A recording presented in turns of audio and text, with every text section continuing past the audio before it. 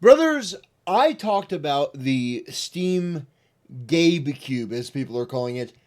Basically, this Steam machine that initially I was really excited about. I was. I thought it looked really sleek. It had a good, innovative design. I thought this may be the competition in the gaming market, but this is not for the gaming market. It looks like a console, it's not a console. And the reality is that while there are a lot of really interesting and unique features about this that I really, really do like, I'm going to make a prediction. The price is going to absolutely kill this thing.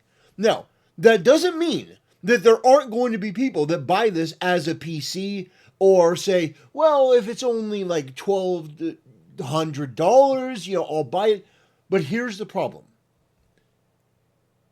People who are really, really, really big into PC, the PC master race, they're not going to buy this because they can build their own PC. Or if they have enough money, they're going to want a 5090. They're going to want something that's a little more higher end. They're going to pay more money. A console gamer will not buy this if it is at the price that I think it's going to be. The reason that I'm saying this, I just want to make this clear. The reason I'm making this video is in the hopes that maybe somebody from Valve will see this, because I understand component costs, I understand labor costs, I understand all of that. This would be cool if it would compete with other console products on the market and you made something that was actually more in that vein.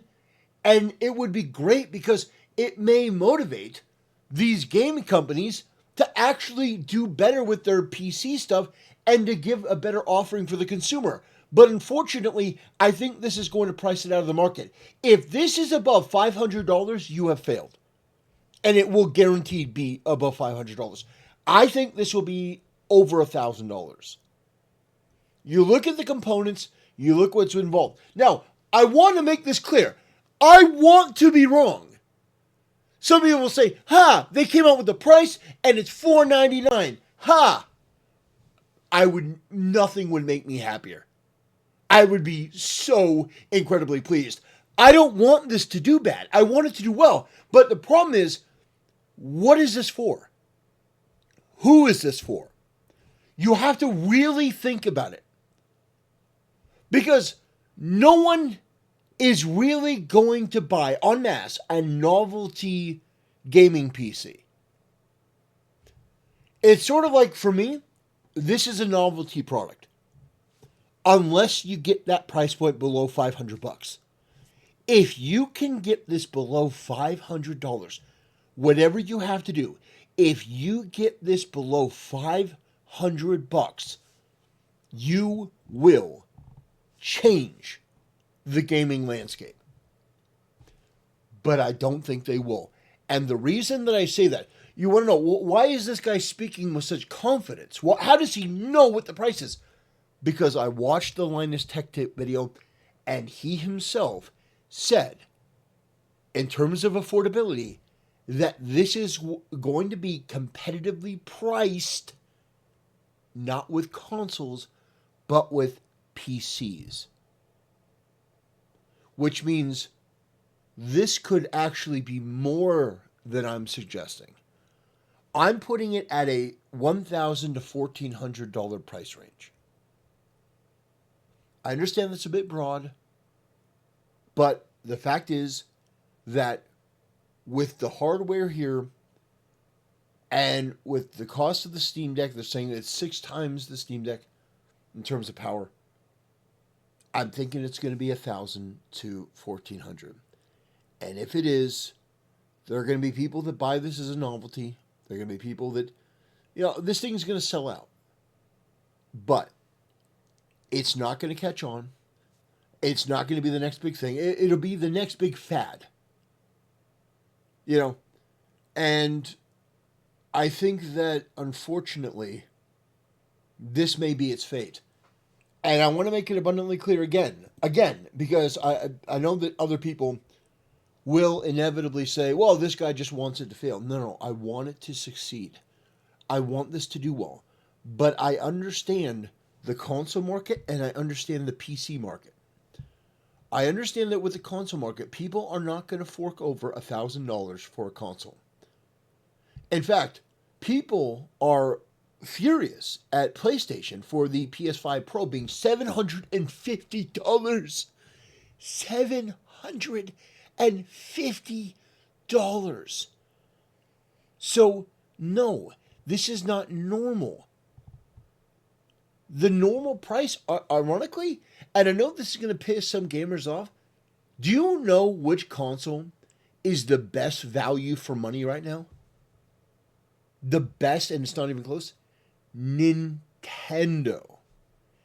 Nintendo is the best value for money with the Switch 2. The Switch 2, you can get that console and 1 year of their Nintendo Switch Online Plus expansion for $500. With the expansion, you get hundreds of games right out of the box. So with that 500, you're getting hundreds of games, classic games, Sega Genesis, you're getting N64, GameCube, Game Boy, NES, SNES. Like, you're getting a lot of games. But if you look at the other consoles, if you look at PlayStation, you pay $750 for a PS5 Pro, then you got to pay like what was it, like 150 plus. I think it's like 180 at this point, but we'll say 150. Like you're going to be looking at near to $1,000 if you want the PS5 Pro. And I know some people say, well, if that's the case, then, well, what's the big deal about this other console coming out at $1,000? Well, I think it's a big deal. Because I think gamers are sick and tired of these price increases. And I don't think that they're going to accept it. I think ultimately what's going to happen is this Steam machine is going to come out and it's going to be a novelty. It's going to be something that people look at and go, oh. But if you can get it below $500, if you can get it below that price where it's actually competing with the Switch too.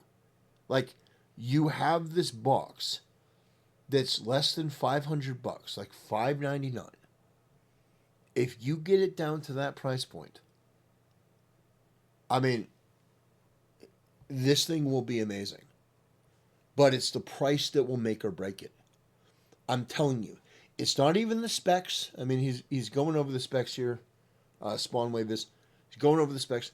It's not the specs. The specs are great. The specs are fine. Although, I think in terms of memory, 512, like it should be one terabyte, 2 terabyte, or 1 terabyte, like 4 terabyte, or 2 and 4. 512 is nothing these days. It's absolutely nothing. But my point is, this console has amazing potential. Amazing potential. But unfortunately, I do think that the price is going to be a major factor. And I know that everyone's talking about Half-Life 3. But here's the deal. Half-Life 3 sounds great. Half-Life 3 is a meme. If you have this game come out, one of the ways that you could do this, they won't do this, but is if you bundled Half-Life 3 with the Steam machine, and it's like $600, then maybe people would still buy it. But you have to understand, the cost of entry is going to be the biggest barrier. Because PC gamers aren't going to buy the GabeCube. They're just not. Why would they? They have their PC. And if they were to put like $1,000 into their machine, they would put bigger and better specs on it. They would deck out their current hardware. Like, you see my point? You have to know what product you're making and who it's for. If your product is for a market that, I mean, usually goes their own way with making their own PC. I mean, there are companies like Starforge and other companies that can get you a PC. I mean, it's like 14, 15, 1600, like in some cases like $4,000 or $5,000 actually. But this thing is meant to mimic a console, but it is a PC. But people who will buy this, primarily you're going to use this as a console. You're not going to use this as your PC. Even though it can be a PC, it's not primarily a PC. Does that make sense? Like, I think that this has the potential to be one of the biggest things to happen to gaming, but you have to make it affordable so that everyone can play, even people that don't have money. Like, that's one of the big barriers to entry. And like back in the day, Xbox 360, like everyone had one because it was affordable. But if you make this expensive, you're going to price everyone out. But I honestly don't think that they're looking to compete. I think they just want to make a high-end, expensive product for a select few who could pay the price. And I think that's going to be that. Honestly, that is my opinion. I hope I'm wrong, but I don't think I am. Anyway, brothers, that's going to do it. Thanks for watching. See you next time.